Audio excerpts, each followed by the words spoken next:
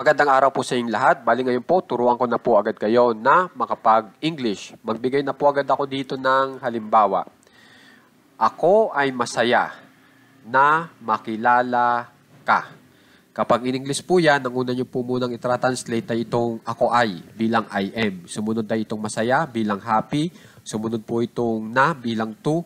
Tapos itong makilala bilang meet. At ang pinakahuli, itong ka bilang you. Pagsamasamahin lang po natin, I am happy to meet you. I am happy to meet you. Yan na po yung tamang English sa ako ay masaya na makilala ka. Okay? Isa pa pong halimbawa.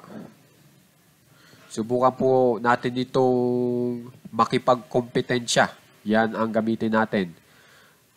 Ako ay handa na makipagkompetensya sa iyo. Ako ay handa na makipagkompetensya sa iyo. Kapag in English po yan, I am ready to compete with you. I am ready to compete with you. Okay, para sa ako ay handa na makipagkompetensya sa iyo. Okay, so kayo na lang po bahala sa Tagalog natin kung ang gagamitin nyo ay sa iyo o ka. Pero pag in English po yan, you lang. Yung me, ako o kaya sa akin. Pero pag in English po yan, me nga lang po. Okay po? So, ang ginamit ko pong pattern para tayo makabuo po ng ganitong mensahe sa English ay ito pong subject plus linking verb plus adjective plus infinitive to na ang function niya po ay adverb plus object pronoun o kaya noun ang gagamitin natin. Yung subject po natin ay ito pong maalinman sa ako, ikaw, tayo, kami, sila, siya, o si Tarzan. Okay? Yung linking verb po natin, yan po yung salitang I. Okay? Kaso, naiiba po yung pag-translate niya sa English. Depende po sa subject na ginagamit nyo. Pag ang ginamit nyo po ay ako o I, yung AY nyo po dapat o I ay dapat yung i-translate bilang M. Pag ang ginamit yung subject ay you, we, they, dapat yung I nyo ay R. Pag siya bilang he, lalaki, o she, babae, dapat yung I nyo ay translate nyo bilang is. Okay? Pag pangalan na partikular, tapos isa lang ang bilang, katulad nitong si Tarzan, yung I nyo dapat is. Pero kung si Mario at Luigi, Mario and Luigi, dalawang pangalan na partikular ang ginamit nyo, R ang gagamitin nyo. Pag tatlong pangalan na partikular ang ginamit nyo, R ang gagamitin nyo. Kasi ang R ay pangmaramihan. Okay? Sa pinag-uusapan natin ay partikular na pangalan. Ang is ay pang-isahan lamang. Okay? So, yan yung mga dapat yung tatandaan.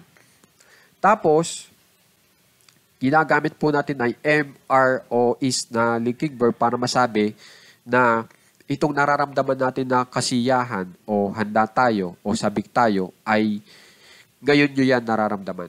Hindi noon, ngayon. Okay po?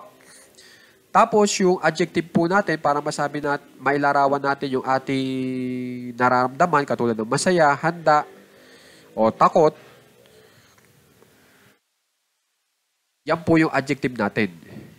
Okay? Para mailarawan yung ating nararamdaman. Tapos po, para mas masabi natin o mas makumpleto natin yung ideya kung bakit natin nararamdaman yung kasiyahan o handa tayo o sabik tayo, pwede po tayong tulungan nitong infinitive to na ang function ay adverb para mas may paliwanag pa kung bakit ka masaya. Kaya ka masaya kasi makikilala mo yung taong iyon. Diba? Kaya ka handa kasi may kipagkompetensya ka doon sa taong iyon. Okay po? Yan yung tulong ng infinitive to na ang function ay adverb. Ang adverb po, kapag ang infinitive to ay ginamit po nating adverb, may karapatan na po yung infinitive to na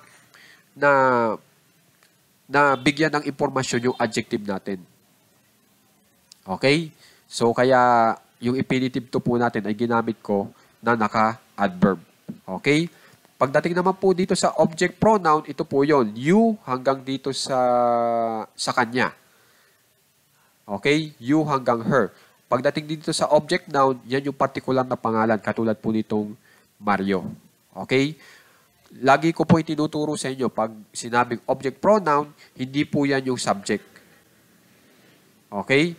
Tatandaan nyo, ibang tao yan. Okay? So, itong subject natin na ako at itong object pronoun na ako rin, magkaibang tao yan. Okay? Hindi isang tao yan. Yun ang ibig kong sabihin. Itong isa, itong subject pinag-uusapan, itong isa hindi pinag-uusapan, itong object. Okay? So, yan yung mga dapat yung tandaan. So, sana maiki-practice po ng maigi itong ating aralin kasi kung mapapansin nyo ay magagamit nyo rin po ito. Okay? At ito po ha, dapat nyo nga pala pong tandaan itong mga adjectives natin. Itong happy hanggang dito sa alarm. Kasi pag yan ay natandaan nyo, automatic po, meron na po kayong senyales na maaari po kayong gumamit ng infinitive to na ang function ay adverb.